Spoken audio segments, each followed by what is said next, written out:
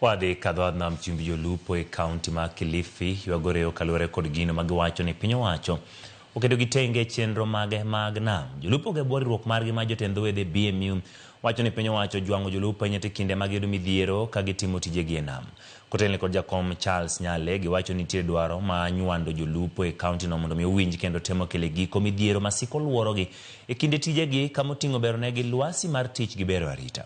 Jotelogi ne oloso e kind romo margi mane gibago mariruok ma jotend wedhe ma kadhodh nam chumbi.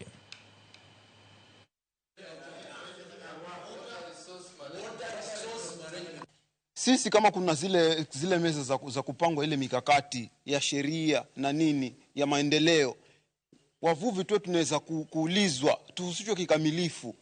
Tuulizwe ni nini tunataka, ndio tuseme tunataka, pasipo kupatiwa kitu chenye hakuhitaji. Vitu venye tunapoa mara nyingi ni vile tunapoa havitusaidii kwa sababu hatujaulizwa na wala tunavihitaji ndio, lakini je, kwa asilimia gani tunahitaji hicho kitu? Kile kitu tunakihitaji kwa asilimia kubwa sio kile unapewa. Halafu kile chenye unapewa unapoa na sheria nyingi zenye hata zinaweza kukushinda. Unapoa na maelekezo mingi kiasi cha kwa kitakuweka pembeni. Sisi hatujafaidika kiwango kikubwa.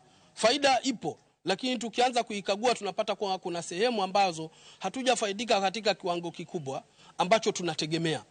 Ingawaje kazi yao wamefanya, manake kila mmoja anafanya kazi yake, lakini kiwango cha kuulizwa sisi tutasema kwamba hatujafikia pale ambapo tunatarajia kufika.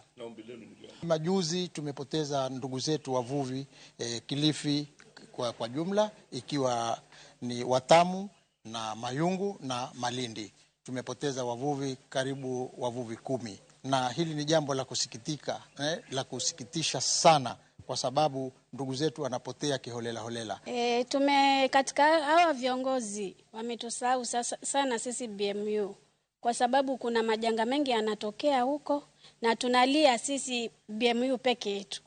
Hatuna kutushika mkono wala kutushirikisha. Wadhi kaunti Mobe